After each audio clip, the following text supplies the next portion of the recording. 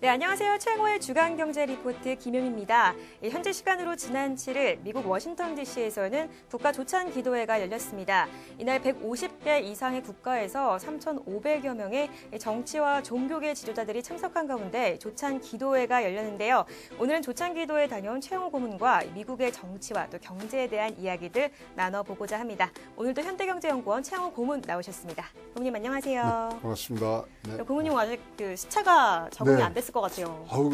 그 옛날에 시차란 걸 모르고 살았는데 요새는 뭐 갔다 온 날만큼이 지나야 이게 좀 피곤이 풀리고 그런 상황이 돼서 이게 뭐 진짜 올해는 좀 운동 좀 많이 해야 될 것 같습니다. 네. 저도 미국 조찬 기도회는 한 번쯤 참석해보고 싶은 로망이 있는데 네. 어떠셨어요? 저는 클린턴 대통령 때부터 갔어요. 이거는 네. 매년 한 번씩, 그러니까 연 행사거든요. 그래서 지금 워싱턴 DC에 있는 힐튼 호텔에서 하는데 거기가 재밌는 장소예요. 레이건 대통령이 그 저격받은 사건 아시죠? 네. 그게 일어났던 그 호텔입니다. 그래서 거기서 이제 전통적으로 하고 올해가 67회예요. 그러니까 아이젠하워 대통령 됐는데 어디서부터 시작됐냐면은 뭐 한국이나 미국이나 똑같아요. 여야 간에 싸움박질을 많이 하잖아요. 네. 그럼에도 불구하고 이 사람들이 모여서 그런 뭐 얘기하는 거를 떠나서 정치적인 떠나서 아침마다 종교적으로, 종교적으로 모여서 기도하고 기도하는 제목은 뭐 똑같았습니다. 뭐 여야를 떠나서 대통령을 위한 기도, 나라를 위한 기도, 그다음에 세계를 위한 기도, 이 세 가지를 놓고서 그냥 허심탄회하게 매주 모이는 거예요. 그래서 목요일 날은 상원의원들이, 화요일 날은 하원의원들이 모이는데 그렇다고 다 모이는 게 아니고요. 스몰 그룹으로 5명에서 10명씩. 또 기독교가 아니거나 기도를 원치 않은 사람들은 또 참석 안 하고 일부만 참석을 하게 되나요? 아니요, 상관없습니다. 그리고 조정기도회지만 종교를 불문합니다. 그래서 네. 아까도 이제 소개해 주신 150교회 3,500명인데 거기는 스님들도 많이 오고요. 네. 뭐 중국에서는 뭐 스님들도 꽤 몇 분 오셨더라고요. 무슬림도 올 수도 있고. 와, 이거 다 옵니다. 그랬고 제가 가장 뭐 종교적인 것을 떠나서 감명받았던 장면이 이스라엘 총리 부인. 그 당시에 다른 아랍 쪽에 의해서 이 총격을 받았던 이스라엘 총리 부인이 나오고 이쪽은 아랍 소위 말하는 이 과격단체의 어떤 이 대장격 나와서 둘이 화해하는 그게 장면이 한번 연출된 적이 있거든요. 한 20년 전에. 그런 걸 봤을 때는 굉장히 화해장이 됐던. 그래서 리컨실리에이션, 화해하고 피스를 위한 기도하는 부분들, 이것들이 사실은 계속 내려오는 전통적인 주제입니다. 네, 이야기를 이렇게 듣다 보면은 좀 위에 상위 클래스 사람들만 참석을 할 수 있을 것 같은데 이 초청받는 기준이 있을까요? 지금 이제 우리 각국에 이제 150개국에 사실은 각 국가 조찬 기도회를 합니다. 우리나라도 한국 대통령을 위한 국가 조찬 기도회가 있고요. 네, 6월에 50주년이 된 걸로 알고 있습니다. 6월 달에 이제 우리나라에서도 합니다. 그러면 이제 세계 조찬 기도에서 이제 각국에 있는 국가 조찬 기도회에 이제 소위 말하는 명단을 추천을 받죠. 네. 그래서 우리나라에는 12장의 쿼터가 있었습니다, 사실. 네. 근데 이제 뭐 항상 그거 전후에서 하는데 올해는 한 15분 정도가 참석하신 어떤 분이랑 거예요. 같이 가신 거예요? 국회의원들이 반쯤 됐고요. 네. 그다음에 이제 이 종교계의 유명한 이 목사님들하고 그다음에 이제 이 교수님들 몇 분하고 그렇게 해서 이제 다녀오게 됐습니다. 네, 정말 좀 이야기들 기대가 되는데 미국 이제 가신 동안에 국정 연설이 있었습니다. 그렇죠. 미국은 요즘 워낙 미중 무역 협상을 비롯해서 러시아 스캔들 등 이슈가 많은데 그 국정 연설 어떠셨나요? 그 뭐 저는 참 감동 있게 이제 봤던 장면들이 이제 도착하고 2월 4일 날 이제 그쪽에 도착했는데 일단은 당시에는 이 연방정부 셧다운 때문에 있다가 한시적으로 풀렸잖아요. 네. 공항에서 이렇게 친절하게 이 입국해 본 적은 또 처음입니다. 그래서 이 그분들도 조금 그 사실 이제 공항 이런 데는 필수연이기 때문에 그렇죠. 셧다운의 영향은 할 수 안 받았지만 없죠. 네. 그래도 그런 게 일시적으로 하니까 분위기가 너무 좋더라고요. 그래서 굉장히 환영받는 분위기에서 이번에 들어갔고요. 좋은 때에 가셨네요. 아니, 뭐 하여튼 그래도 이제 저는 그러면 사람들이 적어지니까 굉장히 느릴 줄 알았는데 네. 그런 면들도 이제 뭐 괜찮게 풀려서 잘 됐는데요. 전체적으로 이 어떤 분들이 이제 와서 올해는 많이 했냐면 의외로 일본 그 대표단이 굉장히 큰 대표단이었어요. 네. 그래서 이제 일본 사람들하고 이제 얘기를 해보니까 그쪽은 딴 게 아니라 2020년도 올림픽 있잖아요. 네. 와서 선전을 했었는데 야 그리고 이번은 포스터를 만들어 갖고 와서 다 나눠주고 근데 눈에 띄는 것은 올해 거기 뭐 매년 가면요 중국에서 이 대표단이 진짜로 큰 대표단이 몇 년째 계속 왔거든요. 네. 올해는 진짜 10분의 1도 안 온 것 같아요. 많이 줄었나요? 줄은 사이가 거죠. 좋지 않기 때문일까요? 사이가 좋지 않을 뿐더러 이제 여행 비자라든가 이런 것들을 뭐 미중 무역 전쟁하면서 좀 줄였잖아요. 그 영향이 없지 않아 있는 그럼요. 거죠. 그래서 그렇죠? 굉장히 짙게 왔고요. 뭐 눈에 띄는 이제 참석자들은 특히 이제 아프리카 네. 거기가 이제 다른 때보다 좀 많이 오는 그런 모습들이 보이는데요. 세계 각국들이 많습니다. 그래서 이제 한국에서는 이제 몇 분이 이제 이 기조연설을 한 적이 있는데 옛날엔 이희호 여사께서도 거기서 이 전체를 이 상대로 해서 이제 연설도 하시고 한 적이 있고요. 올해는 소강 목사님일까요? 세문안교회인가? 거기 목사님이 와서 전체 또 인터내셔널 디너에서 연설하시고 그래서 한국에 대한 이 조창기도의 어떤 그 비중을 두는 부분들은 다른 나라보다 좀 더 애틋한 네. 그런 모습들이 있습니다. 네. 네, 다음 질문으로 이어가도록 하겠습니다. 요즘 이 뭐 중국뿐만 아니라 유럽 등 전 세계가 성장 전망을 낮추고 있는데 고모님이 이렇게 딱 보셨을 때 미국 경제는 어떤가요?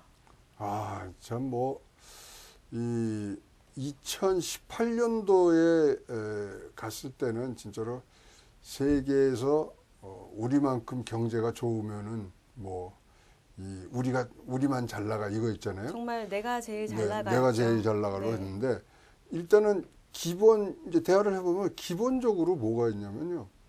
사이클 정점에 와 있다는 것에 대해서는 모든 사람들이 이제 동의를 하는 거예요. 그러니까 이제 내려올 일밖에 없잖아요. 네. 내려올 일밖에 없으니까 그것에 어떻게 이제 대비를 하느냐 뭐 이러한 이 전체적인 흐름들이 이제 있기는 합니다만은 아직도 이 참 다른 나라는 이렇게 고생하고 이럴 가능성이 높은데도 불구하고 자신감이 이렇게 있는 그러한 미국의 경제 상황이 있고요. 근데 그러다 보니까 일단 부작용도 나오는 것 같아요. 네. 지금 10년 정도의 지금 뭐 소위 말하는 업사이클에 이제 들어가서 나오다 보니까 예기치 않은 결과들이 지금 나오는 거예요. 뭐냐면 불균형들이 이제 터져 나오기 시작한 거예요. 왜냐하면 뭐 경제가 잘 될 때는 잘 되는 사람 꽉 잘 되잖아요. 그리고 네. 또 안 되는 뒤처지는 사람도 있는데 그것이 이제 사회 현상으로 나타나기 시작합니다. 양극화 현상이 미국에서 다시 나타나기 시작하는 부분들이 네. 지금 생겼어요. 무슨 얘기냐면은 석사학위 이상의 졸업장을 가진 사람들에 대한 일자리는 너무 많아요. 네. 너무 좋은 거예요. 근데 그게 한 40% 되거든요. 그런데 그 사람 외의 사람들, 그러니까 고등학교 학력 이하의 사람들 또는 중하위 계층들은요, 거기는 아직도 2개, 3개의 일자리를 가져야 연명을 할 수 있는 그런 불균형들이 나타나기 시작하는 네. 징조들이 많아갖고 지금 미국이 걱정하기 시작한 부분이 불균형. 이것을 어떻게 해갈 것인가. 거기에 대한 뭐 우려, 이거 외에는 큰 이제 흐름은 없었고요. 특히 이제 트럼프가 세금 많이 깎아줬잖아요. 네. 이제 그 감세 효과가 올해부터는 이제 없어진다고 생각을 하더라고요. 왜요? 이제 뭐 작년도에 다 이제 크게 감세 효과를 받고 네. 법인 것도 깎아줬고 개인 소득도 깎아줬으니까 그런 부분들이 어떤 식으로 올해의 경제에 영향을 미치느냐가 이제 가장 걱정이 됐던 그런 걱정거리 외에는 사실 미중 무역 전쟁 자기들은 이겼다고 생각하더라고요, 벌써. 그래서 그런 거 우리가 굉장히 뭐 방송에서도 우리 많이 했잖아요. 미중 무역 전쟁이 세계 경제의 어떤 네. 큰 이 뇌관이 될 수 있다 그랬는데 의외로 뭐 그 부분에 대해서는 굉장히 자신만만하고 있고요. 뭐 주변의 사람들이나 일반적으로 사람들이 미국이 이겼다라고 그래도 미국이 이겼다, 중국은 미국을 이길 수 없다 이런 인식이 좀 전반적으로 많은 것 같아요. 지금 얘기를 해보면요. 옛날에는 군사력과 달러를 가지고 세계의 패권 국가가 된 게 미국 아닙니까? 네. 근데 군사력, 달러 플러스 이제는 미국이 에너지 순수출국이 됐습니다. 네. 그러니까 에너지 순수출국이 되면은 이 미국이 뭐 어디에 정신을 안 팔아도 되면요. 중동에 정신을 안 팔아도 돼요. 네. 거기에 왜 이렇게 미국이 맨날 뭐 이 나라 가서 폭격하고 이란의 전장, 이라크 전쟁 가는 게 사실은 석유를 확보해야 되는 거거든요. 근데 이제 그 걱정이 없어진 거예요. 전 세계를 통해서 달러로 지배하고 군사력을 갖고서 위협을 하고 그다음에 이제는 에너지까지 잡았기 때문에 그 자신감이라든가 이 어떤 이 우월성을 갖는 패권 국가로서의 이 뭐 지위를 높이기 위한 그 노력은 이제는 뭐 누가 그 사람들하고 경쟁을 할 수 있을까 할 정도로 좀 뭐 싫은 면과 좋은 면이 같이 혼재하는 그런 느낌을 받았고요. 아직까지는 미국 경제 굳건하다라고 말씀을 하시는 거죠. 굳건합니다. 네. 굳건하고 특히 이제 가 있는 도중에 이제 그 제롬 파월 이 FOMC 의장을 만나셨나요? 아니요, 인터뷰를 하는 걸 이제 텔레비에서 네. 봤는데 굉장히 뭐 깜짝 놀라는 발언을 하더라고요. 미중 무역 전쟁이 미국 경제에 미치는 영향은 굉장히 제한적이다 이렇게 얘기를 하더라고요. 자신감 넘치는 그 그래서 발언이네요. 참 그런데 지금 뭐 제롬 파월 만났냐 그랬는데 만났습니다. 정말요? 네, 조찬 만났는데, 기도에 가서 네, 만나신 거. 아니 이게 정말 이 천추의 한이 되는 그런 이야기인데 어떤 게? 네. 이제 점심을 이제 워싱턴 D.C.에서 점심을 이제 네. 먹고서 이제 커피 한잔 하자고 그래갖고 네. 그 이제 벨다방에 갔어요. 네. 벨다방에 갔는데 이제 우리 김영임 앵커하고 나하고 정도 거리에 이제 커피를 시키고 이제 앉아서 이렇게 바로 옆에 하는데 제롬 파월 의장이 이제 딱 가는데 아는 사람이요. 내가 워싱턴 D.C.에서 아는 사람 만날 이유가 없잖아요. 그래서 네. 많이 보던 사람인데 이렇게 봤는데 제롬 파월인 거예요. 네. 이 정도 거리에요, 딱. 네. 이 정도 그래서 근데 옆에 앉았죠. 우린 또 이랬을 때는 인증샷이라도 또는 이 취재 본능이 네. 팍 들어가니까 네. 이분을 이제 내가 가서 좀 오늘 만나고 좀 공개해 주실 사진이나 이런 것들이 있나요? 그러니까 이제 얘기가 끝까지 네. 이제 들어보시면 얼마나 천추의 한인가. 그래서 근데 이런 컴퓨터를 하나 켜놓고 이제 작업을 하고 커피가 네. 이제서 그래도 이제 뭐 조금 나도 이제 이 옷매무새를 좀 갖추고 가야 된다고 돌아서서 좀 하고 이러고 탁 돌아오는데 없어진 거예요. 얼마나 후회가 아쉽네요. 되는지. 네. 그래서 근데 그날이 뭐냐면 그날이 2월 4일이었거든요. 네. 그날 저녁에 트럼프 대통령하고 둘이 저녁을 나중에 먹는 거를 나중에 알았죠. 네. 스테이크로 먹고. 근데 대통령과 FOMC 의장이 만나는 건 굉장히 이례적입니다. 네. 그렇다면은 미국 경제에서 지금 뭐 거기서 익히는 얘기는 뭐냐면 지금까지 뭐 연준이 미쳤느니 뭐 둘이 으르렁거렸죠. 네. 그러면 둘이 이제는 화해 모드로 간다.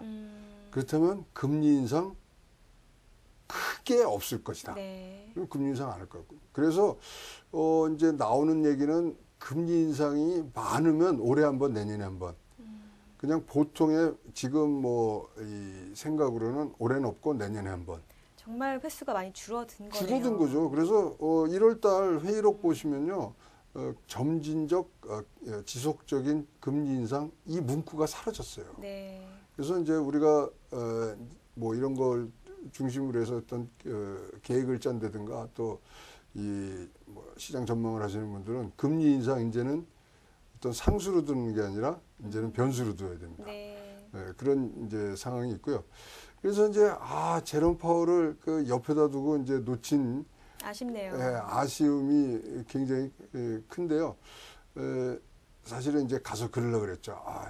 제가 한국에서 토크쇼 호스트인데 뭐 이러면서 이제 뭐 해보려고 그랬는데 이게 또 불발이 났습니다. 네. 근데 재미난 거는 네.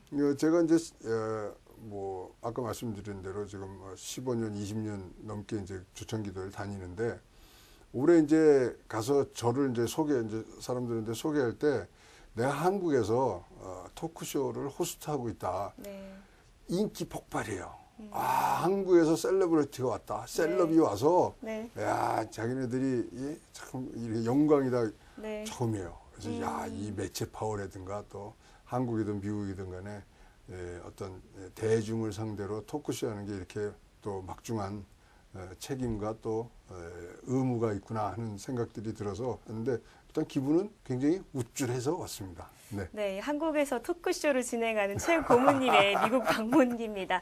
네, 근데 가장 중요한 거 얘기를 네. 해야 될 것 같아요. 미국 연방정부 셧다운이 사실 지금으로서는 합의가 됐지만 그때만 그렇죠. 해도 정리해지지 않았거든요. 어땠었나요? 그래서 그때 뭐 비상사태 네. 선포한다, 그다음에 셧다운을 한다, 뭐 그런데 당시에도 여야 간에 네. 17분의 의원들이 모여서 이것을 어떻게 해결할까 하는 그 회의가 굉장히 이제 치열하게 얘기를 하고 있었고요.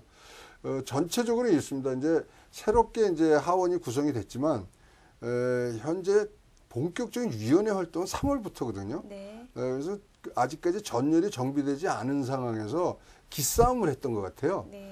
그런 것들이 나왔는데 이제 셧다운, 2차 셧다운은 없다 이렇게 며칠 전에 이제 트럼프가 트윗을 했고 네. 이제 2월 15일이 이제 내일까지가 이제 기한이거든요. 어느 정도 정리가 된 거네요. 다 됐습니다. 네. 그래서 57억 달러의 뭐라죠? 이 방어 장벽 네. 설치하는 것의 비용이 13억 달러로 줄이면서 이제 합의가 돼서 네. 이제 합의안에 이제 서명이 이제 됐습니다. 네. 뭐 이제 그 상태에서 이제 앞으로 어떤 식으로 갈까 하는데 또 트럼프 측근들하고 만나 보니까 또 나름대로 보관이 있더라고요. 네.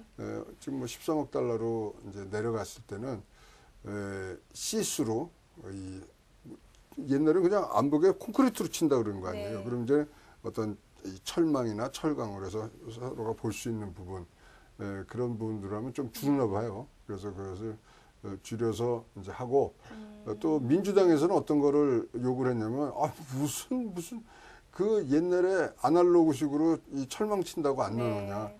좀 더 디지털화된 그런 최신 장비를 갖다 놓으면 더 비용이 줄지 않겠느냐. 뭐 이런 얘기들이 지금 오고 있는데요. 네. 사실상 이 장벽 쌓는 얘기는요. 사실 민주당의 공약이었습니다. 네. 그렇기 때문에 큰 반대는 없으리라 보고요. 기싸움에서 어떤 주거니 받거니 하고 정리가 된 걸로. 그렇게 싸우다가도요. 조천기도에 오면 서로 머리 맞대고 기도하고 손잡고 나라 위해서 걱정하고 그런 것들은 이런 조천기도에 갖는 순기능이었다고 네. 생각을 합니다. 네. 네, 뭐 미국 연방정부 셧다운 더 이상 이제 재발은 없다라는 말씀을 해주셨고요. 또 마지막으로 정말 많은 시청자들도 궁금해하는 미중 무역 협상, 이 휴전인지 뭐 계속 확전이 되는 건지 어떻게 되는 건지 장기적으로 갈 거라고 말씀을 해주셨어요, 네. 고모님은 어떻게? 협의 시한이 3월 1일이죠. 네, 그것이 그때가 그때까지 끝나는 것은 벌써 연장된다고 연장될 수도 있다라고 예, 얘기했잖아요. 연장될 수 있다고 네. 하는데 사실상 우리가 이제 계속 이런 것들을 할 때 뭐가 안정해져 있으면 중국의 양회 일정이 안정해 있었잖아요. 근데 이제 3월 3일 날 정협이 있고요. 전인대가 3월 5일 날 있습니다. 네. 그러니까 서로 좀 면을 세워준 거죠. 왜냐하면 그 전에 이게 합의가 되면 사실 시진핑 얼굴이 창피할 수 있거든요. 네.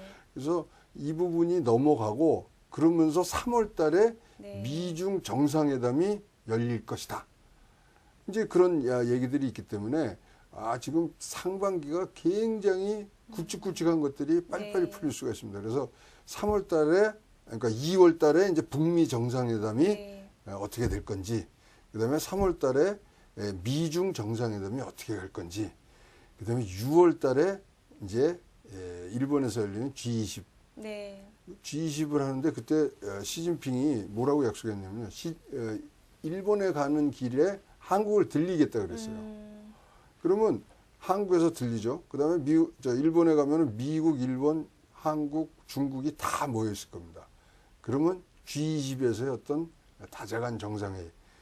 그래서 6월까지 뭐 상반기가 지나고 나면 굵직굵직한 문제들은 이제 다 네. 풀려 있겠죠. 그때까지 또 지켜봐야겠네요. 그래도. 봐야죠. 그 다음에 이제 브렉시트가 3월 29일까지인데, 뭐 거기는 아직 뭐 요동이 치고 있지만, 잘 아시지만 5월 달에 영국, 유럽 연합의 이 의회 선거가 있어요. 네. 거기도 그거 지나야 뭐 안정화되거든요. 그래서 상반기가 조금 이렇게 롤러코스터가 있습니다만은, 상반기를 잘 우리가 마무리하면 현재 모멘텀을 유지하는 데는 큰 문제가 없으리라 봅니다. 네. 네, 그러면은 이제 트럼프 대통령 얘기를 좀 더 제가 해보려고 하는데 이 마지막 대선 공약의 이 공약이었던 게 대규모 인프라 투자를 하겠다라는 이야기 있어요. 이거 어떻게 진행되는 1조 달러 이거를 우리는 처음에 내놓을 줄 아는데 네. 아직까지 안 내놓은 이제 마지막 대선 공약이 됐어요. 아직 네. 안 한. 근데 이제 이 측근들하고 굉장히 이거에 대해서 많은 시간을 이제 얘기를 했습니다. 네. 그랬더니 근데 결국 제가 이제 알아낸 것은 이거죠. 우리가 인프라 투자 그러면 도로나 뭐 항만 이런 것들을 우선적으로 생각하게 되는데 그게 아니더라고요. 이게 인프라 투자가 뭐에 대한 인프라 투자냐면요. 네. 통신망, 네. 5G의 이 생태계를 갖고 갈 수 있는 인프라 투자였다고요. 네. 그 말을 들으니까 그냥 등골이 섬뜩한 거예요. 자기네들이 그런 이 앞서가는 5G가 사실은 뭐에 이제 뭐 동력을 제공하냐면요. 자율주행. 네. 그다음에 이 클라우드. 그다음에 IoT. 네. 연결 사회에 아주 큰 뭐 핏줄 같은 역할을 하는데 그거를 세우겠다는 얘기였더라고요. 보니까. 그래서 아마 이제 올해 분명히 이 인프라 투자에 대해서는 아주 세밀한 계획들이 나오고 인프라 투자요? 부모님 보실 때는 좀 이게 실현 가능성이 있어 보이는지 있어요. 주변의 평가들은 어떤지. 평가들은 진짜로 이거에 대한 기대가 또 큽니다. 그러니까 그렇게 하면 미국 경제 성장 확 또 올라가거든요. 그러니까 사실 제가 아껴놓은 거예요. 그냥 그거 안 해도 미국 경제가 뭐 3%대를 쭉 가니까 네. 더 해야 할 필요는 없거든요. 2020년 재선할 때까지 네. 쭉 가야 되니까 지금 아껴놓은 것 같고 지금 미국 경제 전망이 뭐 올해는 뭐 2%대를 나온다면은 사실 2020년, 21년에 1%대로 내려가거든요. 네. 그때 올릴 수 있는 게 사실 인프라 투자고요. 인프라 투자가 또 뭐 그럼 지금 여소야대 상황이지만 민주당의 공약이었어요. 네. 그러다 보니까 이게 이제 박자가 맞아지면서 그런 부분들은 굉장히 이 실현 가능성을 지금 높이고 시기를 지금 뭐 저울질하는 거지 뭐 안 한다 이건 아닌 것 같습니다. 가면 갈수록 이 트럼프 대통령에 대한 어떤 신뢰도 되게 많이 높아진 것 같아요. 주변 평가가 어떤가요? 야, 진짜로 우리는 알기에 재선이 부정적이다. 네. 인기도 하나도 그렇죠? 없다. 네. 이게 사실이 아닌 거였습니다. 보니까 그 지지자들뿐만 아니라 미국 국민들의 이 지지가 굉장히 뜨겁고요. 그럼 뭐 결론적으로 말씀드리면 재선 가능성에 대해서 우리 부정적인 얘기들을 많이 듣잖아요. 네. 가능할 것 같은데요. 100%입니다. 아, 제 말이 100% 아니라 보시는 거예요. 제 말이 아니라 네. 제가 같이 얘기했던 사람들이 다 일단 현역 프리미엄이 크고 네. 지금까지 웬만하면 진짜 재선에 성공하지 못한 대통령은 지금 뭐 사실 카터 그다음에 조지 부시 두 사람뿐이거든요. 그래서 그런 현역 프리미엄이 높은데 상대방이 민주당에 주제가 없는 거예요. 그러니까 이거는 게임이 안 되죠. 그래서 지금 민주당에도 한 25명 정도의 이제 대선 주자들이 있는데 지금 눈에 띄는 사람들은 없고 뭐 눈에 띈다고 하는 사람들이 뭐 하워드 슐츠, 스타벅스 회장. 네. 그 사람은 원래 민주당 당원이었는데 무소속으로 나오겠다는 거고요. 최근에 들은 재미난 것은 37세에 뭐 인디애나의 어떤 도시의 시장을 했던 뭐 분이 있는데 피트라고 그러던데요. 그 사람이 좀 인기를 얻고 있나 봐요. 그래서 하버드 대학교하고 로즈 장학생이고 아프가니스탄에서 이제 장교로 군 생활했던 그런 이 사람이고요. 또 성소수자예요 보니까. 근데 굉장히 진보적인 정책을 갖고서 그래서 그 사람이 인기가 오는데 사실 뭐 그런 분들이 크게 대세는 이제 못 이룰 때가 많지만 이제 그런 정도. 그러니까 쫓아올 사람이 없는 거예요 지금. 그래서 현재로 우리가 알고 있는 재선의 부정적인 부분 저는 그것에 대한 생각은 바꿔 갖고 왔습니다. 네. 네, 이렇게 미국 조찬 기도회 다녀온 고문님 말씀 들어봤습니다. 이 미국과 중국 한반도 어느 때보다 소통이 많은 때, 이렇게 중요한 때 가셔서 너무 좋은 정보를 많이 알려주셨습니다. 1부는 여기서 마치고요. 2부에서 2019년 10대 트렌드에 대한 이야기 계속해서 나눠보도록 하겠습니다. 2부 곧 시작하니까요. 2부로 함께 하시죠.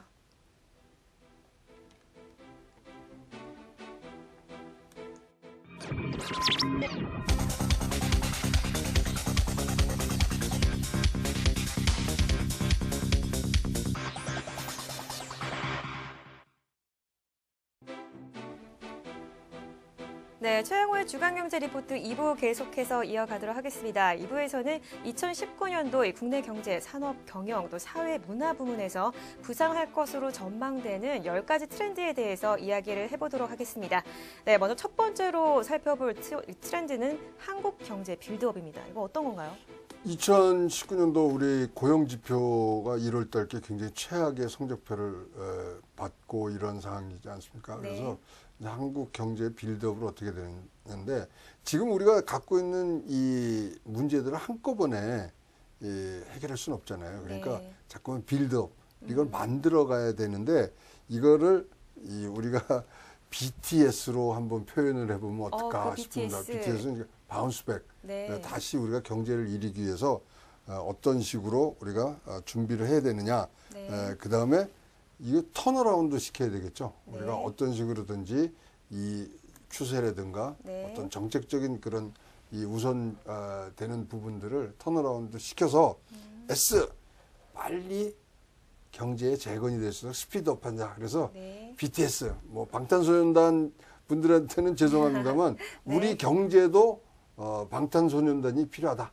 BTS가 필요하다 해서 바운스백하고 그다음에 턴어라운드 시켜서 스피드업하는 즉 경제를 한꺼번에 해결할 수는 없지만 이 상황에 대한 인식을 잘해서 그것을 어떻게 우리가 다시 빌드업하느냐 이게 올해 계속 강조되는 부분들입니다. 그래서 고용 지표상에서도 보시면 알겠지만 일단 소득주도 성장의 한계가 이제 와 있고요. 특히 이번 고용 지표 동향에서 놀란 거는 실업률이 올 실업자 수가 뭐 이렇게 늘어날 수가 없어요. 네. 그래서 1월 달에 122만이 됐거든요. 근데 우리나라는 전통적으로 2월 달이 가장 실업자가 많습니다. 네. 왜냐? 졸업 시즌이거든요. 네. 그러면 이제 구직 활동을 하는데 이제 뭐 직장을 못 찾는 사람은 실업자라 그러는데 항상 1월 달, 2월 달에 갭이 30만 명 정도 됩니다. 그럼 2월 달에 고용 동향은 실업자가 150만 시대를 가는 거죠. 네. 그럼 이걸 갖고서 추경을 해야 되느냐 말아야 되느냐 또 이제 많이들 이제 얘기가 나올 겁니다. 이러한 상황을 우리가 진짜 엄중히 이제 여기서 빨리 상황을 판단해서 어떻게 이제 더 이 바운스백하고 실업률 내리고 이 소득주도 성장이 뭐 가지는 그런 장점들이 살 수 있는 많은 사람들이 일자리를 갖고 또 소득이 올라가는 부분들을 어떤 식으로 이제 전개를 해야 되는지 또는 만약 그것이 안 먹힌다고 생각하면 빨리 방향 전환을 해야 되는 네. 그러한 어떤 기로에 서 있는 것이 2019년도 트렌드로 잡혀가지 않겠냐. 그래서 네. 지금 이제 3월 달이 끝나면 1분기 갖고 얘기를 하고 뭐 이러니까 트렌드라는 자체가 계속 이 문제 갖고 지금 네. 이 왔다 갔다 싸우고 또 고치고 하는 과정들이 올해의 트렌드 아니겠냐. 그래서 1번으로 뽑았고요. 그런 과정에서 소외되거나 또는 어떤 균형이 잡히지 않은 이 정책으로 인해서 좀 손해를 보실 수 있는 네. 여지들이 많기 때문에 어떤 사회 안전망으로 이걸 갖고 가느냐가 계속적인 뭐 국회뿐만 아니라 전체 산업적인 차원에서의 어떤 트렌드가 되지 않겠느냐는 생각으로 1번으로 네. 한국 경제 빌드업 네. 방탄소년단 BTS라고 한번 뽑아봤습니다. 네. 네, 한국 경제 활력을 위해서 BTS, B는 이제 바운스백, T는 턴어라운드, S 스피드업 이렇게 정리를 해주셨습니다. 두 번째 키워드는 스마트 이노베이션입니다. 이건 어떤 건가요? 뭐 이제는 뭐 스마트 이노베이션 이거 완전히 우리 네. 생활에 녹여 있지 않습니까? 네. 그래서 어떻게 하면은 빠르게 우리가 인재 혁신을 하고 또 이 소위 말하는 창조적인 또 창의적인 혁신 성장을 가야 되는 부분들이 있는데요. 일단은 산업 경쟁력 제고에 어떤 식으로 이 부분들이 접목되느냐가 굉장히 큰 뭐 화두 트렌드가 됩니다. 따라서 올해가 스마트폰이 우리가 항상 갖고 다니는 거잖아요. 그렇죠. 스마트폰에서 지금 스마트카로 넘어가고 있습니다. 스마트카가 그 다음에 들어오는 것은 스마트홈이거든요. 네. 근데 여기에다가 지금 지금 우리나라 정부뿐만 아니라 뭐 전 세계가 똑같이 하면 스마트시티까지 지금 가고 있기 때문에 어떤 식으로 이런 것들이 엮여지면서 그것을 이뤄낼 수 있는 인재 개발, 스마트 이노베이션의 주역이 될 이 인재들을 어떻게 우리가 양성해내느냐, 이것에 대한 어떤 노력과 산업계의 생태계 조정들이 트렌디하게 2019년을 강타할 것 같습니다. 네, 두 번째 키워드로 이렇게 스마트 이노베이션에 대해서 얘기를 해주셨습니다. 세 번째 키워드는 헌신적인 부모, 또 의존적인 자녀. 이건 어떤 건가요?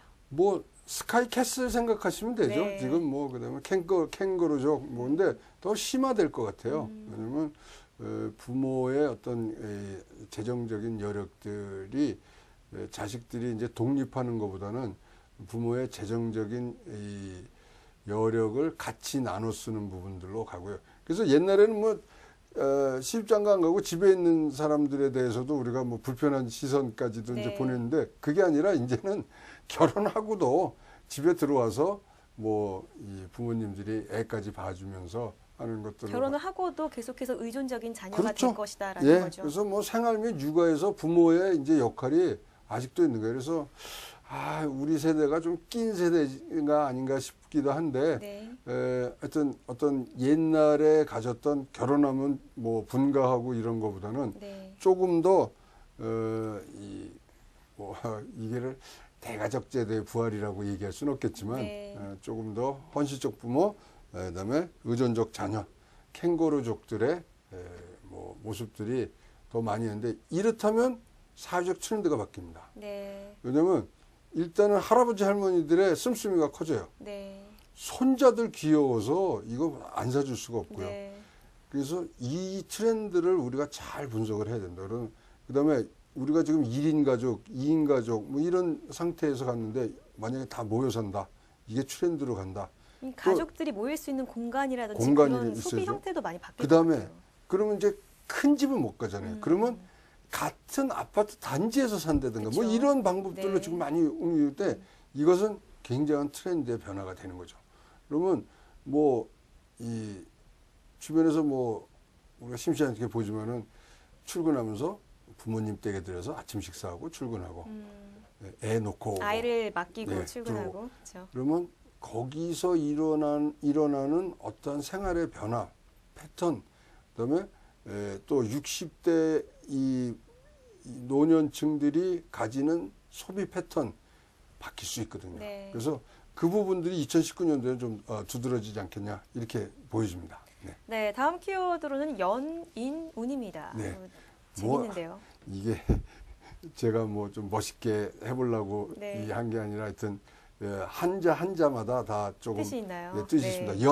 네. 연결한다는 거죠. 네. 그래서 어떤 것과 연결이? 아니 커넥션, 커넥티드 뭐 사회 아닙니까? 그래서 네.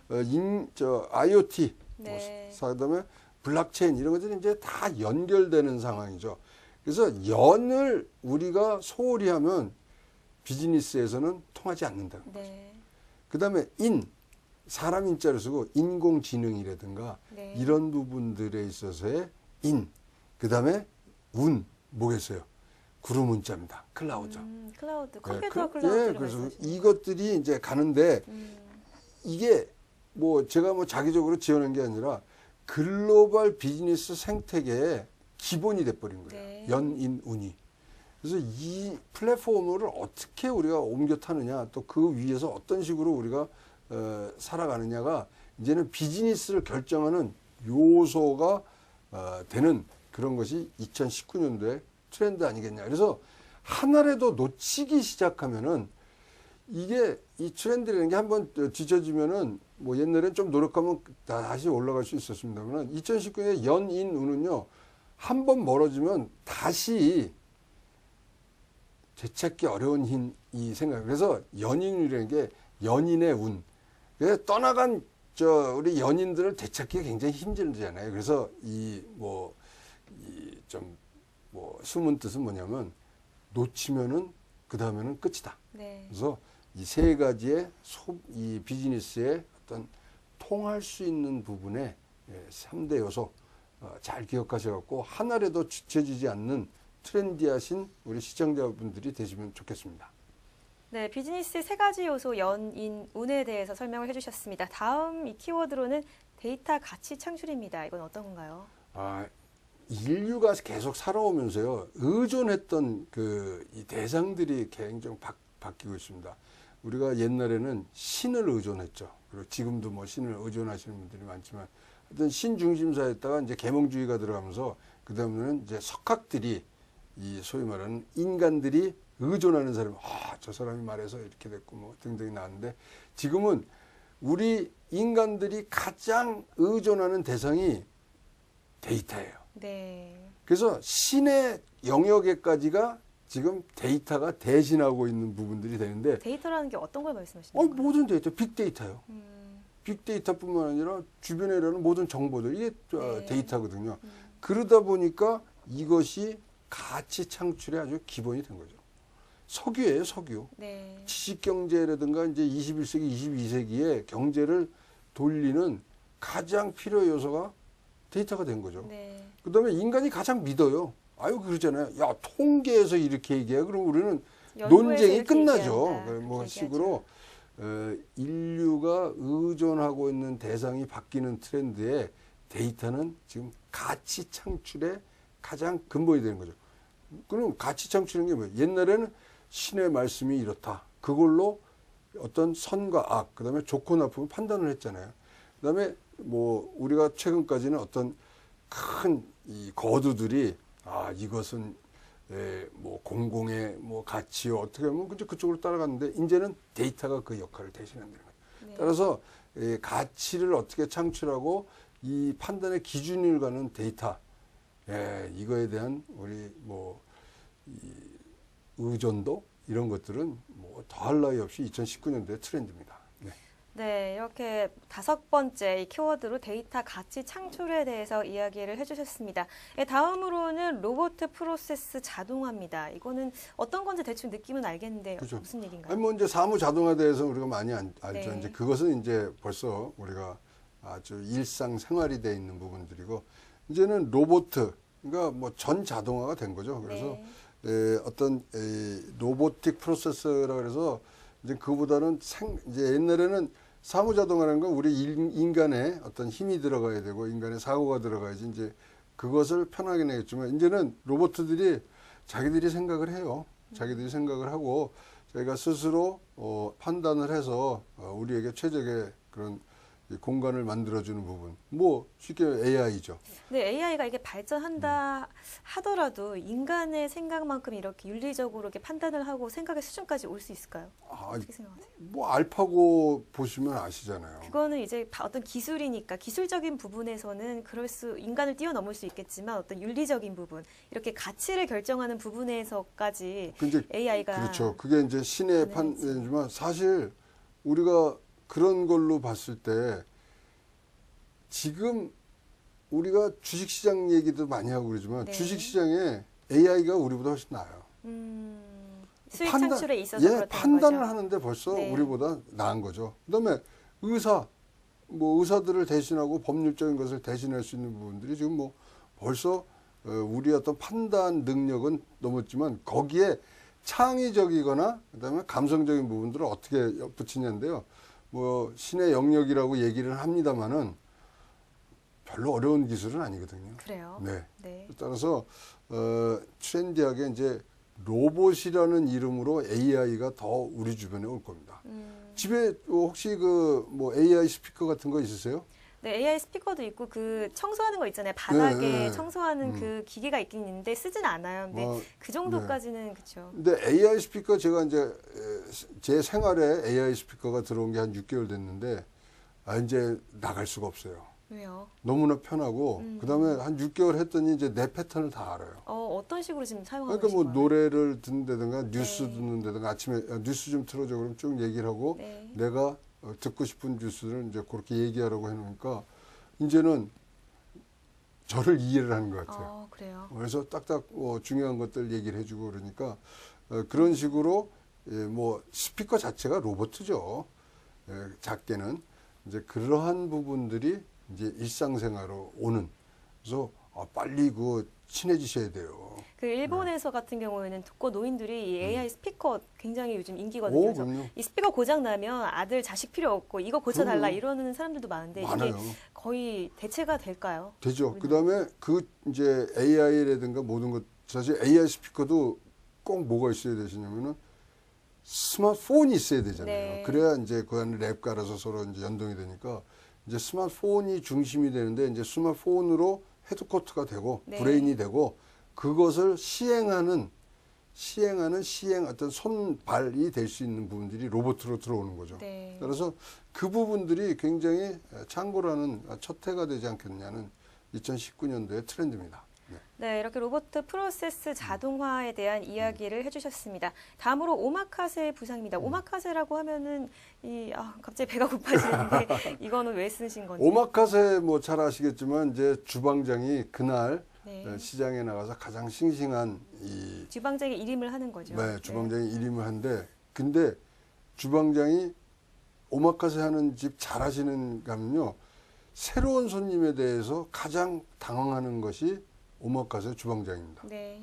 오마카세를 즐기시려고 그러면요 주방장하고 친해야 돼요. 그래서 자주 가야겠죠. 예, 나의 어떤 입맛이라든가 이런 것들을 잘 아는면은 그날 가장 싱싱한 이 재료로 나에게 맞춰진 음식을 주는 게 워낙 오마카세의 그쵸. 저거거든요. 네. 따라서 이 소비 증대가 어떤 방향으로 하냐면 나만을 위한 소비 증대입니다. 네. 개인 맞춤형 어떤 소비 경제가 이제는 소비 성향이 뚜렷해지기 때문에 그렇죠. 이런 그러니까 오마카세 경제가 대량 생산에 의한 어떤 규모의 경제가 계속되는 게 아니라 이제는 한 사람을 위한. 그래서 김현미 앵커가 우리가 뭐 나가서 옷을 살 때는 전 주로 책을 사는데요. 네, 죄송합니다. 그 책도요. 네, 그럴 네. 거예요.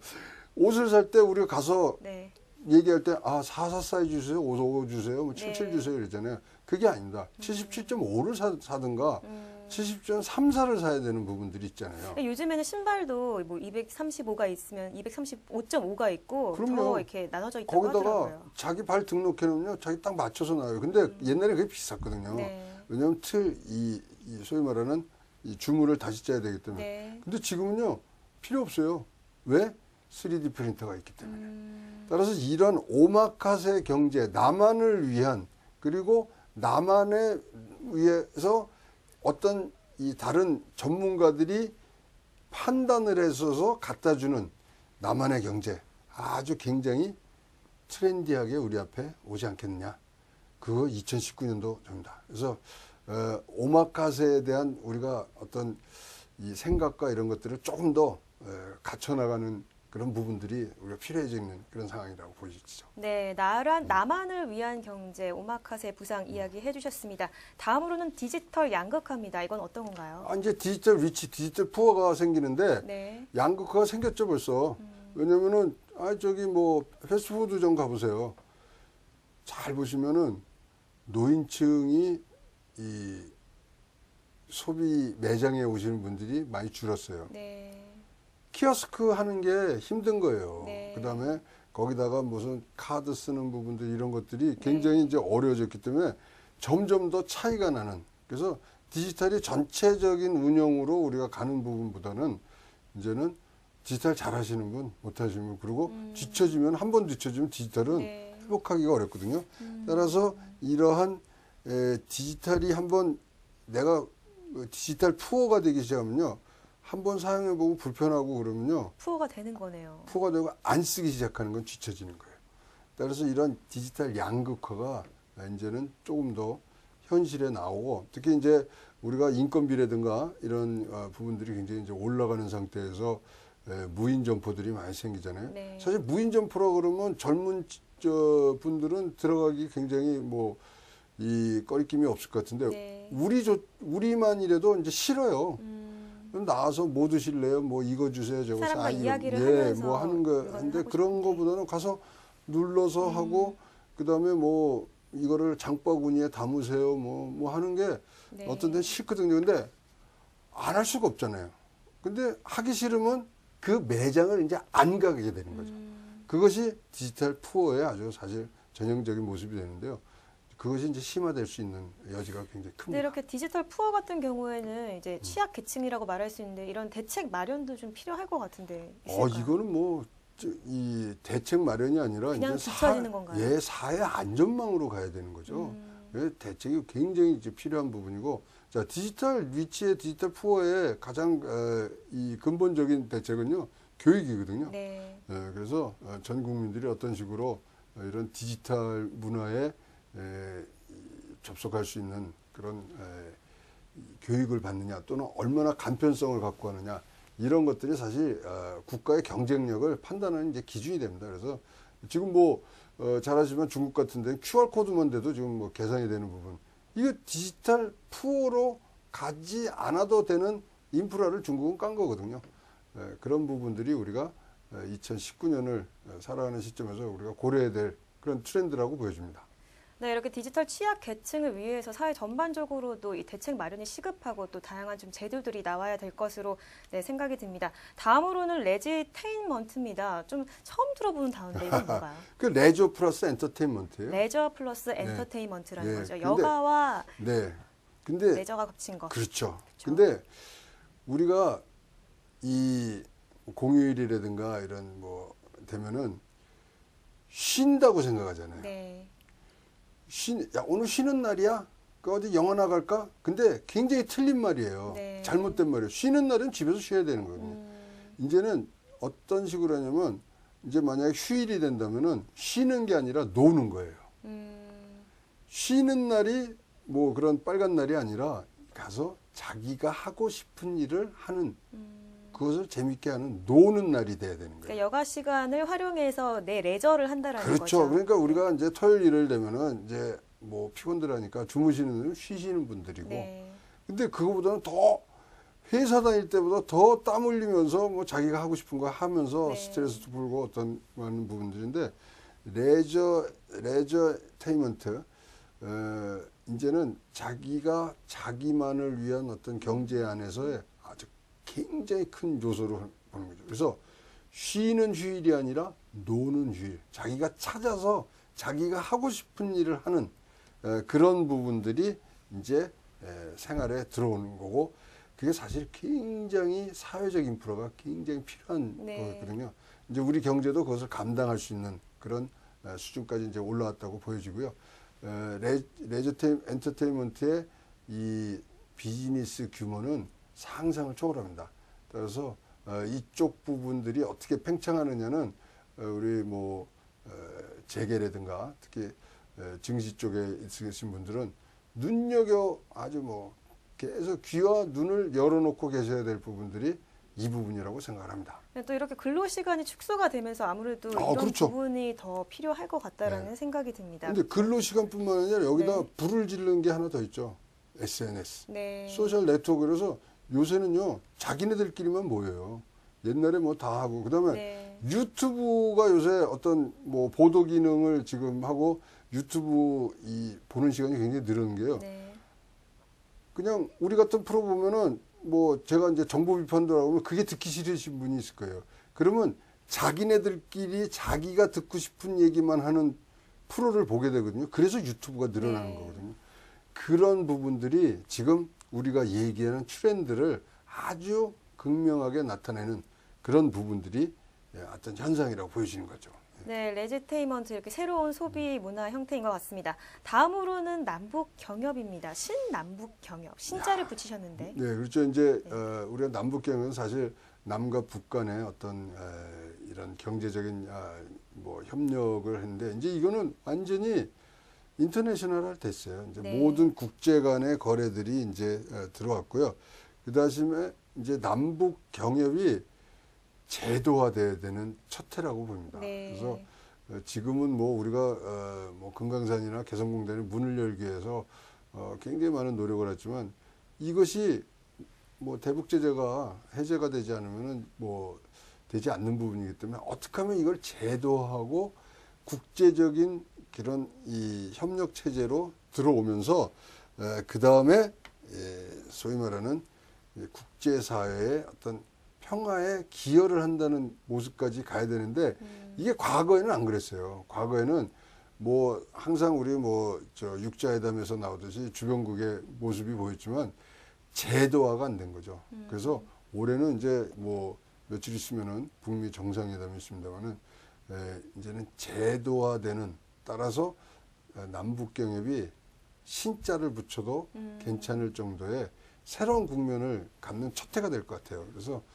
제가 비즈니스 그다음에 통일이라는 이 분야에서의 새로운 트렌드는 제도화되는 남북 경협 뭐 이런 것들이 우리 경제에는 새로운 신호탄으로 올라올 수 있다고 생각을 했습니다.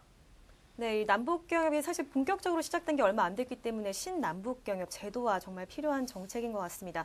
네, 오늘 이렇게 2019년도 10대 트렌드에 대한 이야기 2부에서 해봤습니다. 오늘 어떠셨나요, 부모님? 뭐 오래간만에 3주 만에 또 연휴도 갔다 보내고 오셔서. 갔어서 하는데 이거 뭐 다시 여러분들하고 좋은 정보 같이 교류하고 이러니까 굉장히 기분이 좋습니다. 뭐 몸은 피곤하지만 이렇게 정신이 맑아지는 그리고 여러분들하고 또 같이 숨결을 나눌 수 있는 부분들이 뭐 너무 좋았고요. 이제 뭐 2019년 저랑 같이 해요. 그래서 우리 최양호의 주간경제 리포터 많이 좀 사랑해 주시길 바라겠습니다. 네, 이렇게 10가지 트렌드 이야기 보면서 저도 정말 이 변화의 소용돌이 속에서 잘 균형을 잡고 살아야겠다라는 생각을 해봅니다. 고모님 다음 주에는 혹시 어떤 주제로 이야기를 해주실 건가요? 다음 주에 아직 제가 시차가 적응이 안 됐기 때문에 네네. 한데 다음 주는 어쨌거나 북미 정상회담이 대한. 어떤 식으로 풀리느냐가 가장 큰 이슈이기 때문에 네. 그걸 중심으로 해서 향후 우리 신남북 경협이 어떤 식으로 이루어질 건가에 대해서 경제적인 파장 또는 혜택 이런 것들에 대해서 좀 알아보는 시간 가지면 어떨까 합니다. 네. 네, 말씀 잘 들었습니다. 최영호의 주간경제 리포트 저희가 준비한 소식은 여기까지입니다. 저는 더욱더 알찬 소식을 가지고 다음 주에 찾아오도록 하겠습니다. 시청해주신 여러분 고맙습니다.